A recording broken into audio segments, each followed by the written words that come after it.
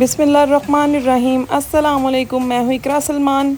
आज मैं French fries की बड़ी ही डिफरेंट यूनिक सी रेसिपी लेकर आई हूँ जिसे बनाना बड़ा ही आसान है। बनकर ये बड़े क्रंची और क्रिस्पी तैयार होते हैं। इन्हें खाकर ऐसा लगेगा जैसे कि मैकडोनल्ड या KFC के फ़्रेंच फ्राइज़ खा रहे हैं। तमाम बातों का बताऊँगी कि क्यों आपके फ़्रेंच फ्राइज़ क्रिस्पी नहीं बनते, ढीले बनते हैं, क्या फ़्रेंच फ्राइज़ के ऊपर लगाना है, कैसे इन्हें फ्राई करना है। तमाम टिप्स एंड ट्रिक्स इस वीडियो में फ़्रेंच फ्राइज़ बनाने के आपको बताऊंगी। सो आपने वीडियो को लास्ट तक देखना है। बहुत आसान रेसिपी है, कोई मुश्किल नहीं है। घर में मौजूद चीज़ों के साथ ही हम इसे बनाएंगे। चलें वीडियो को स्टार्ट करते हैं। चलें जी, सबसे पहले हम आलूओं की कटिंग करते हैं। यहाँ पर मैंने 1 किलो आलू लिए हैं। आलूओं का साइज़ आप देख सकते हैं, बड़ा है। आपने भी आलू बड़े साइज़ के लेने हैं, उसके ही खूबसूरत से लंबे लंबे फ़्रेंच फ्राइज़ बनते हैं। चलें जी, अब इसे पील ऑफ कर लेते हैं, सारा छिलका उतार लेते हैं। यहाँ पर मैंने सारे आलूओं के छिलके उतार लिए हैं। अब इन्हें कटिंग करते हैं। कटिंग आपने ध्यान से देखनी है, किस साइज़ की करनी है और कैसे करनी है। ये देखें, इस तरीके से आपने आलूओं को काटना है। ज़्यादा पतले पीस नहीं उतारने, थोड़े से मोटे थिक पीस उतारने हैं इस तरीके के। अब इन्हें आपने इस तरीके से लंबा लंबा काट लेना है। ये देखें, ये वाला साइज़ फ्राइज़ का आपने रखना है। इसी तरीके से सारे आलूओं को मैं काट लूँगी। ये देखें, यहाँ पर मैंने सारे आलूओं को काट लिया है। चलें जी, अब नेक्स्ट स्टेप की बारी है। नेक्स्ट स्टेप में हमने एक पतीली लेनी है, उसमें 1.5 लीटर पानी शामिल कर देना है।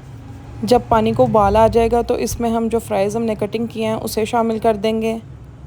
1 टेबलस्पून भरकर नमक शामिल कर देंगे और 2 टेबलस्पून विनेगर शामिल कर देंगे, यानी कि सिरका। सिरका शामिल करने से आपके जो फ्रेंच फ्राइज़ हैं वो टूटेंगे नहीं और बड़े ही ज़बरदस्त बॉयल हो जाएंगे। अब आलूओं को अच्छे तरीके से हिला लें और हाई फ्लेम के ऊपर 2 उबाल आने दें। ये देखें, यहाँ पर 2 उबाल आ चुके हैं। इससे ज़्यादा हमने इसे नहीं बॉईल करना।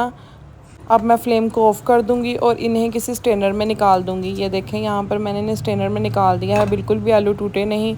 चलें जी, अब आलूओं को ठंडा कर लें। अब एक पतीली लें, जब आलू ठंडे हो जाएंगे तो इसमें शामिल कर दें।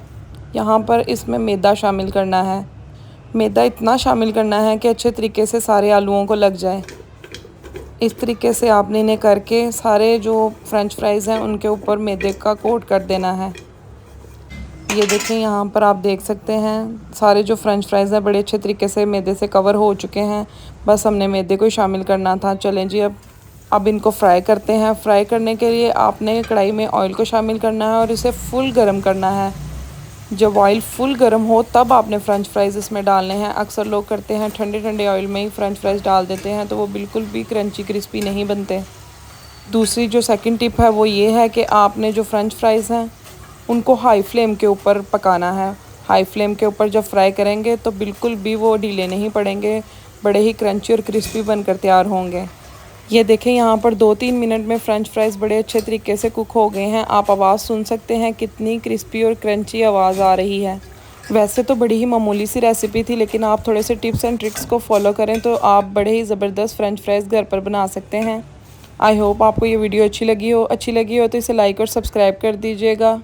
दुआओं में याद रखिएगा। इजाज़त चाहती हूँ। अल्लाह हाफ़िज़।